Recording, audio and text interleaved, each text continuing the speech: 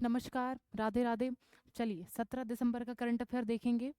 जब तक किसी काम को नहीं करते तब तक वो जो है असंभव लगता है। जब तक आप कुछ काम करते नहीं हो, जब तक वो आपको ऐसा लगता है कि ये तो हो ही नहीं पाएगा, असंभव है। पर आप जो है दृढ़ निश्चय से उस काम में लग जाते हैं तो आपका वो काम भी जो है सरलता से हो जाता है। दूर से देखने में वो जो है बहुत कठिन लगता है। चलिए पहले क्वेश्चन की तरफ बढ़ेंगे। पहला क्वेश्चन क्या है? फ्रांस के नए प्रधानमंत्री कौन बने हैं? इसके ऑप्शन आपके सामने है। पहला ऑप्शन है ग्रेवियल अटल, फिर दूसरा ऑप्शन है मिशेल वार्नियर, फिर तीसरा ऑप्शन है फ्रैंकोइस बायरू और फिर चौथा ऑप्शन है कीर स्टारमर। बताइए, इसमें दो तीन ऑप्शन तो आप ऐसे ही हटा सकते हैं। तो इसका जो आंसर है वो है क्या है फ्रैंको इस वायरू। क्या नाम है? फ्रैंको इस वायरू जो है फ्रांस के नए प्रधानमंत्री के रूप में जो है इन्हें नियुक्त किया गया है। देखिए जनवरी में हमने एक बार पढ़ा था, जनवरी में पढ़ा था तो ये जनवरी के टाइम पे थे। इनका नाम क्या था? ग्रेवियल अटल, जो फ्रांस के प्रधानमंत्री थे। उसके बाद दूसरे आए, उनका नाम क्या था? Michelle Warrior. क्या नाम है? मिशेल वॉरियर जो है फ्रांस के। अब जो हम पढ़ रहे हैं, अब कौन नियुक्त हो गए हैं, इनका नाम क्या है?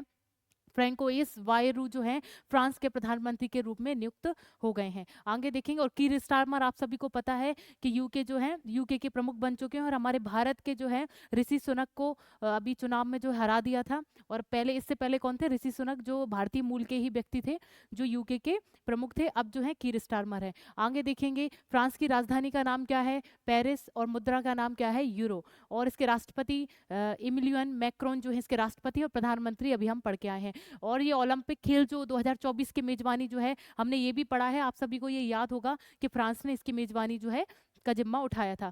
गर्भपात की मंजूरी देने वाला पहला देश जो बना है वो कौन सा देश बना है? फ्रांस। गर्भपात जो है करा सकते हैं, ये जो है एक कानून बना दिया है। ये ऐसा विश्व का पहला ऐसा देश है, इसका नाम क्या है? फ्रांस। अब भाई सफेद हाइड्रोजन की खोज भी कहाँ हुई? फ्रांस में ही। और इलुअन मैक जो है ये अतिथि बने थे पहले रिपब्लिक डे 2024 में, जो अतिथि मुख्य अतिथि आए थे हमारे भारत में, इसके आए थे। और आप इसको लिख लिए, इंडोनेशिया के जो राष्ट्रपति जी हैं अब अगले 2025 के रिपब्लिक डे में जो है अतिथि जो है वो ही बनेंगे। तो आप इसको, उसके आप मुझे कमेंट में लिखेंगे कि इंडोनेशिया के राष्ट्रपति का नाम क्या है, आप मुझे इसमें कमेंट बॉक्स में इंकित करेंगे। कोलकाता अंतर्राष्ट्रीय फिल्म महोत्सव का 30वां संस्करण शुरू हुआ है, जिसमें इस बार फ्रांस की थीम क्या है? भाई ये कंट्री थीम फ्रांस ही है। इसकी कंट्री थीम कौन सी है? फ्रांस। और किस क्षेत्र में बात कर रहे हैं? कोलकाता अंतर्राष्ट्रीय फिल्म महोत्सव की। आगे देखेंगे। दूसरा क्वेश्चन है, उपराष्ट्रपति श्री जगदीप धनखड़ ने किस राज्य में जीएसआई भूविज्ञान संग्रहालय का उद्घाटन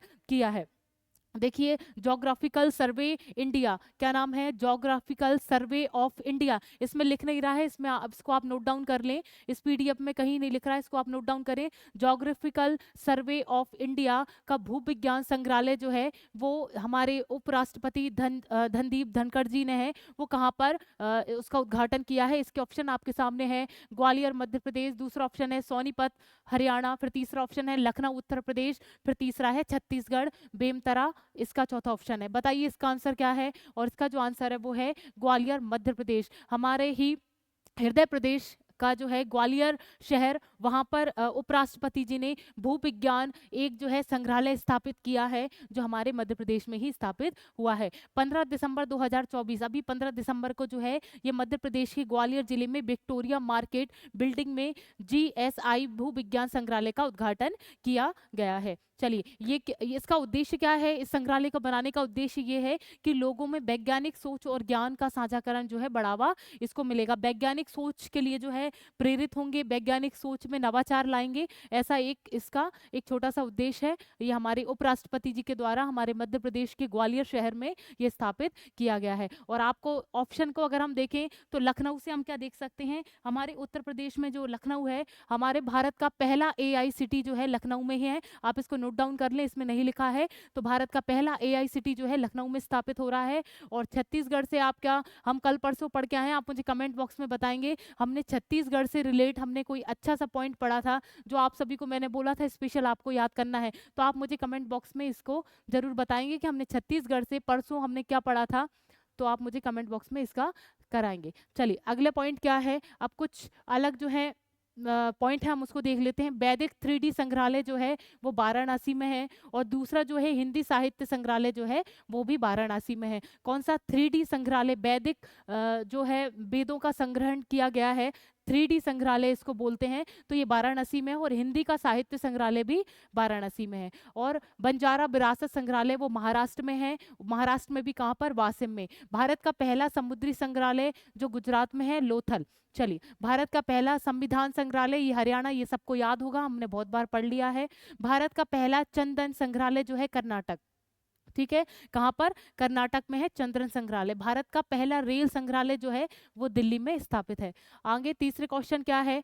यस बैंक के नए कार्यकारी निर्देशक कौन बने हैं? इसके ऑप्शन है, पहला ऑप्शन है आपके सामने मनीष जैन, दूसरा ऑप्शन है CS सेठी, फिर तीसरा ऑप्शन है संजय मल्होत्रा, फिर है अमिताभ चौधरी। बताइए इसका आंसर क्या है? और इसका जो आंसर है वो है मनीष जैन। यस बैंक के नए कार्यकारी निर्देशक जो है वो मनीष जैन को बनाया गया है। अगर हम ऑप्शन में देखें तो ऑप्शन का आप सभी को बहुत अच्छे से पता है कि CS सेठी जो है वो किसके? SBI के प्रमुख हैं। और फिर अगले में हम देखें संजय मल्होत्रा। संजय मल्होत्रा अभी अभी RBI के नए गवर्नर बने हैं। आप ये लिखने की तो आवश्यकता है नहीं, क्योंकि आपको पता है, इस स्लाइड में लिख नहीं रहा है, मैं आपको बता रही हूँ, जिनको नहीं पता है वो इसको लिख लें। संजय मल्होत्रा जो है RBI के नए गवर्नर बने हैं। जो शक्तिकांत इससे पहले थे, जिनको बेस्ट गवर्नर का जो है अवार्ड मिला था या इनसे सम्मानित हुए थे, उनके ही स्थान पर संजय मल्होत्रा RBI के गवर्नर बने हैं। अब क्या है? अमिताभ चौधरी। अमिताभ चौधरी जो है एक्सिस बैंक के प्रमुख है। CEO कौन है? अमिताभ चौधरी। किसके? एक्सिस बैंक के। आगे अब हम क्वेश्चन पे आते हैं, तो क्वेश्चन क्या था? यस बैंक के प्रमुख कार्यकारी निर्देशक कौन बने हैं? इसका सही आंसर है मनीष जैन। चलिए, यह इसकी जो स्थापना हुई थी 2004 में इसकी स्थापना की गई थी। इसका मुख्यालय जो है वो मुंबई में है। और CEO जो है प्रशांत कुमार। प्रशांत कुमार CEO हैं। और इसके निर्देशक के रूप में हमने मनीष जैन को अभी देखा है। भारतीय रिजर्व बैंक ने मनीष जैन को यस बैंक के कार्यकारी निर्देशक के रूप में नियुक्त किया है। यह 11 दिसंबर 2024 से 10 दिसंबर 2027। अब इनका जो कार्यकाल चलेगा, 2024 से इनका कार्यकाल स्टार्ट हुआ है और 2027 तक इनका कार्यकाल चलता रहेगा। आगे बढ़ेंगे।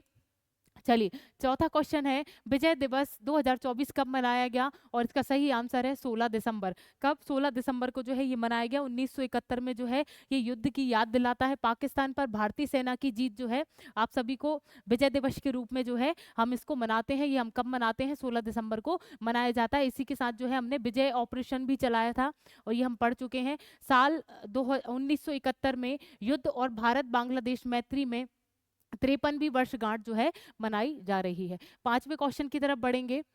टाइम मैगजीन ने 2024 का पर्सन ऑफ द ईयर किसे चुना है? इसके ऑप्शन आपके सामने हैं। व्लादिमीर जेनेस्की, फिर दूसरा ऑप्शन है टेलर स्विफ्ट, फिर तीसरा ऑप्शन है डोनाल्ड ट्रंप, फिर चौथा ऑप्शन है नरेंद्र मोदी जी। बताइए इसका आंसर क्या है? और इसका जो आंसर है वो है डोनाल्ड ट्रंप। USA में जो है एक मैगजीन जो है न्यूज़ मैगजीन छपती है, उसका नाम क्या है? Time magazine. उसी में जो है पर्सन ऑफ द ईयर किसको दिया गया है? 2024 का वो दिया गया है डोनाल्ड ट्रंप को। ऑप्शन देखेंगे, हमारे प्राइम मिनिस्टर जी जो हैं इनको अमेरिका की तरफ से शांति पुरस्कार प्रदान हुआ है। इसको आप नोट डाउन कर लीजिएगा। हमारे जो प्राइम मिनिस्टर हैं नरेंद्र मोदी जी को अमेरिका की तरफ से शांति पुरस्कार अभी हाल ही में प्रदान हुआ है। अब आगे बढ़ेंगे। अमेरिका के नवनिर्वाचित राष्ट्रपति डोनाल्ड ट्रंप को टाइम मैगजीन में 2024 का पर्सन ऑफ द ईयर चुना है। यह दूसरी बार है जब वह टाइम के पर्सन ऑफ द ईयर चुने गए हैं। इससे पहले उन्हें यह खिताब 2016 में मिला था। तो ये जो है इसके पर्सन ऑफ द ईयर जो है डोनाल्ड ट्रंप, ये दूसरी बार बन चुके हैं। 2016 में ये पहली बार बने थे और 2024 में इनको ये खिताब दोबारा मिला है। किस मैगजीन में? USA की टाइम मैगजीन है, जो एक न्यूज़ मैगजीन है, वहां पर जो है इनको ये अवार्ड मिला है या सम्मानित इनको किया है। अब देखेंगे $400 मिलियन नेटवर्क वाले दुनिया के पहले व्यक्ति कौन बने हैं? चेहरा देख के आप बहुत अच्छे से समझ पा रहे होंगे कि इसका जो आंसर है वो है एलन मस्क। क्या है? एलन मस्क जो है ये $400 बिलियन नेटवर्क वाले जो है व्यक्ति बन गए हैं एलन मस्क। एलन मस्क दुनिया के $400 बिलियन नेटवर्क वाले व्यक्ति बन गए हैं। विश्व में 500 सबसे अमीर लोगों की कुल संपत्ति जो है 10 ट्रिलियन से अधिक हो गई है। ठीक है, तो और इसके ऑप्शन अगर हम देखें तो देखिए गौतम अडानी और मुकेश अडानी जो हैं हमारे भारत से ही संबंधित हैं और हमारे भारत के अमीर लोगों में जो है इनका नाम शुमार है। किस किस का? गौतम अडानी और मुकेश अंबानी। और एलन मस्क की आप सभी को पता है कि एक अंतरिक्ष जो है कंपनी है, उसका नाम क्या है? Space x. आप सभी ने पढ़ा है, स्पेस एक्स जो है इनकी ही कंपनी है और टेस्ला जो है इनकी ही कंपनी है। तो एलन मस्क की कौन कौन सी कंपनी हमने पढ़ ली है? एक अंतरिक्ष सॉरी एक तो अंतरिक्ष कंपनी है, उसका नाम क्या है, स्पेस एक्स, और दूसरा है टेस्ला। टेस्ला भी एलन मस्क की ही कंपनी है। तो ये क्वेश्चन में क्या बोला गया है, 400 बिलियन डॉलर नेटवर्क जो है वो इनके पास है, एलन मस्क के पास। और जेफ, ये दूसरा ऑप्शन क्या है, जेफ बेजोस। दूसरा ऑप्शन जो है जेफ बेजोस, जो है अमेजोन के मालिक। अमेजोन जो कंपनी है उसके मालिक का नाम क्या है, जेफ बेजोस। इसको अच्छे से याद रखें। और गौतम अडानी और मुकेश अंबानी आप सभी को पता होगा। अब 7वां क्वेश्चन है, मौलिक अधिकार के रूप में स्तनपान को जो है जीवन का मूल आधार किस उच्च न्यायालय द्वारा घोषित किया गया है। इसके ऑप्शन आपके सामने हैं। पहला है सिक्किम हाई कोर्ट, फिर दूसरा है केरल हाई कोर्ट, फिर है दिल्ली हाई कोर्ट, और फिर है झारखंड हाई कोर्ट। बताइए इसका आंसर। चलिए, इसका जो आंसर है वो है केरल हाई कोर्ट। देखिए, मौलिक अधिकार जो है 12 से लेकर 35 तक है, आप सभी को बहुत अच्छे से पता है। स्तनपान पान जो है, ब्रेस्ट फीडिंग जो है, उसको मूल अधिकार व्यक्ति का माना गया है। बच्चे का, नवजात शिशु जो है उसको जो अपनी माता के द्वारा जो स्तनपान कराया जाता है वो कंपलसरी कर दिया है, उसको मौलिक अधिकार के रूप में केरल सरकार ने ले लिया है, हाई कोर्ट ने ऐसा निर्णय लिया है। चलिए आगे देखेंगे। केरल हाई कोर्ट ने स्तनपान को संविधान के अनुच्छेद 21 के तहत जीवन का अधिकार हिस्सा माना है। इसको अच्छे से याद रखें कि संविधान के अनुच्छेद 21 के तहत जीवन का अधिकार जो है स्तनपान को माना गया है। भारतीय संविधान के अनुच्छेद 12 से लेकर 35 तक नागरिकों को मौलिक अधिकार की गारंटी दी जाती है। अगर किसी को लगता है कि उसके मौलिक अधिकार का उल्लंघन हुआ है तो वह राहत के लिए सीधे सर्वोच्च न्यायालय में जा सकता है। तो इससे हमें एक पॉइंट मिलता है कि अगर मौलिक अधिकारों का हनन होता है किसी का, तो सीधे डायरेक्ट हाई कोर्ट में ना लगाकर अपील सीधे उच्च न्यायालय में जो है, सॉरी उच्च न्यायालय नहीं, सर्वोच्च न्यायालय में जो है उसकी अपील कर सकता है। तो ये जो है अच्छा पॉइंट मिला है, आप इसको नोट डाउन कर सकते हैं। चलिए, तो ये किस सरकार, किस हाई कोर्ट के द्वारा किया गया है, ये केरल हाई कोर्ट के द्वारा किया गया है। चलिए, अब ये भी बताएं, झारखंड में जो है हमने पढ़ा है कि झारखंड का जो है उच्च न्यायालय हमारे देश का सबसे बड़ा न्यायालय है, मतलब सबसे ज्यादा बड़ा उच्च न्यायालय जो है वो झारखंड उच्च न्यायालय ही है। ठीक है, झारखंड में सबसे बड़ा उच्च न्यायालय स्थापित किया गया है। आगे देखेंगे।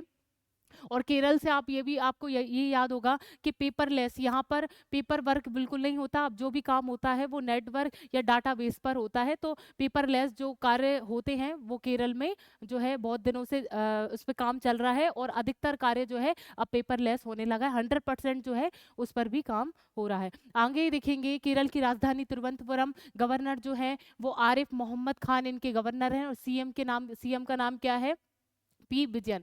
आगे देखेंगे, हमने कल ही ये क्वेश्चन पढ़ा है, गुरुवायूर मंदिर जो है वो केरल में है। ये क्यों चर्चाओं में बना है, क्योंकि हाई कोर्ट ने जो है उसमें जो भीड़ भड़क्का वाला जो एक दिवस होता था, वहाँ बहुत भीड़ हो जाती, तो उस पर कुछ जो है अपना एक आदेश दिया था, उसके विरोध में जो है ये चला जा रहा है। तो केरल का कौन सा मंदिर, गुरुवायूर मंदिर जो है केरल में स्थापित है। त्रिओणम का त्योहार जो है केरल में मनाया जाता है। केरल के मोटर वाहन जो है उन्होंने एक मोबाइल ऐप लॉन्च किया है, उसका नाम क्या है, सिटीजन सेंटिनल। क्या नाम है, सिटीजन सेंटिनल मोबाइल ऐप है जो केरल के मोटर वाहन विभाग द्वारा निकाला गया है। केरल पर्यटन को डिजिटल मार्केटिंग श्रेणी के अंतर्गत जो है पाटा गोल्ड अवार्ड 2024 से सम्मानित किया गया है। केरल विधानसभा में 24 जून 2024 को सर्वसम्मति से, सभी को पता है कि उसका नाम बदलकर जो है केरलम कर दिया है। केरल में उत्तर में स्थित कोझिकोड, ये भी हमने पढ़ा है कि भारत यूनेस्को के द्वारा पहला हमारे भारत का ऐसा शहर जो है साहित्य शहर के नाम से घोषित किया गया है, उसका नाम क्या है, कोझिकोड, जो केरल में स्थापित है। देश में मत्स्य पालन और जो है जल कृषि या जलीय कृषि क्षेत्र में जो है सबसे उच्च राज्य जो है केरल, समुद्री राज्य को जो है उसको पुरस्कार केरल राज्य को ही प्राप्त हुआ है। अगला 8वां क्वेश्चन है, हाल ही में आई रिपोर्ट के अनुसार बिहार का लिंग अनुपात घटकर कितना हो गया है। सबसे कम लिंगानुपात जो है बिहार में ही है, और अभी लिंगानुपात घटकर कितना हो गया है, 882। कितना हो गया है, 882। अभी हम ऑल ओवर भारत की बात करें तो हमने ये भी पढ़ रखा है कि 918 जो है ये था, और उससे बढ़कर जो है 930 हो गया है। कितना हो गया है, 930। ये भारत का लिंगानुपात है, और क्वेश्चन में बिहार का पूछा है, पर हमारे भारत का जो है 918 था, अब बढ़ के हो गया 930। और बिहार का लिंगानुपात अभी तत्काल में उसकी कमी आई है, वो कितना हो गया है, 882। चलिए,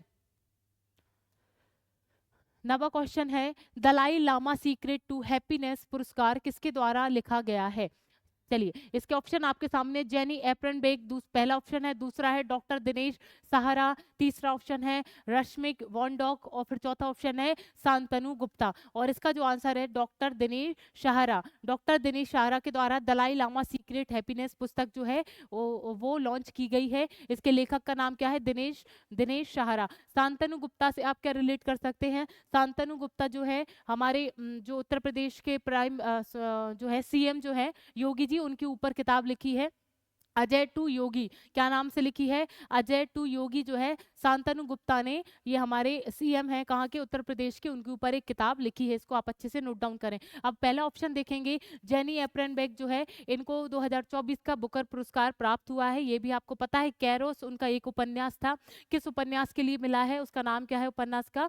कैरोस। इसको अच्छे से याद रखें। चलिए, तो इसका आंसर क्या है? डॉक्टर दिनेश सहारा, इनकी एक पुस्तक है, उसका नाम है लदाई लाम सीक्रेट टू हैप्पीनेस। चलिए, 10वां क्वेश्चन है, हाल ही में राष्ट्रीय ऊर्जा संरक्षण दिवस कब मनाया जाता है? और ये मनाया जाता है 14 दिसंबर को। कब मनाया जाता है? 14 दिसंबर को राष्ट्रीय ऊर्जा संरक्षण दिवस के रूप में हम इसको मनाते हैं। अब ये दिसंबर के कुछ जो है फैक्ट है, हम उसको देखते हैं। दिवस जो है हम उसको रिवाइज करते हैं। तो 1 दिसंबर को एड्स दिवस मनाया जाता है। 2 दिसंबर को राष्ट्रीय प्रदूषण नियंत्रण दिवस, अंतर्राष्ट्रीय गुलामी उन्मूलन दिवस, विश्व कंप्यूटर साक्षरता दिवस। 3 दिसंबर को जो है विश्व दिव्यांग दिवस मनाया जाता है। 4 दिसंबर को भारतीय नौसेना दिवस के रूप में हम मनाते हैं। 5 दिसंबर को अंतर्राष्ट्रीय स्वयंसेवक दिवस और विश्व मृदा दिवस मनाया जाता है। 8 दिसंबर को जो है बोधि दिवस के रूप में मनाते हैं। 9 दिसंबर को अंतर्राष्ट्रीय भ्रष्टाचार विरोधी दिवस और 10 दिसंबर को जो है विश्व मानवाधिकार दिवस और प्रवासी राजस्थानी दिवस 10 दिसंबर को। और 11 दिसंबर को यूनिसेफ स्थापना दिवस और अंतर्राष्ट्रीय पर्वत दिवस जो है 11 दिसंबर को मनाया जाता है। अगले क्वेश्चन की तरफ बढ़ेंगे। 11वां क्वेश्चन है, 29वां अंतर्राष्ट्रीय केरल फिल्म महोत्सव कहाँ शुरू हुआ है? और इसका जो आंसर है वो है तिरुवनंतपुरम। केरल की राजधानी तिरुवनंतपुरम में जो है 29वां अंतर्राष्ट्रीय केरल फिल्म महोत्सव जो है वो आयोजित किया जा रहा है। इसको याद रखें कि ये कौन सा है? 29वां अंतर्राष्ट्रीय जो है केरल फिल्म महोत्सव जो है ये हमारे 13 दिसंबर से तिरुवनंतपुरम में शुरू हुआ है। कब से शुरू हो गया है? केरल के राजधानी तिरुवनंतपुरम में 13 दिसंबर से ये शुरू हुआ है। इसके मुख्यमंत्री पिनराई विजयन यानी पी विजयन ने जो है इस महोत्सव का उद्घाटन किया है। चलिए, आगे बढ़ेंगे। बस यही क्वेश्चन थे। आज की स्लाइड में 11 क्वेश्चन थे। इसी के साथ जो है मैं आपसे कल मिलूंगी। राधे राधे।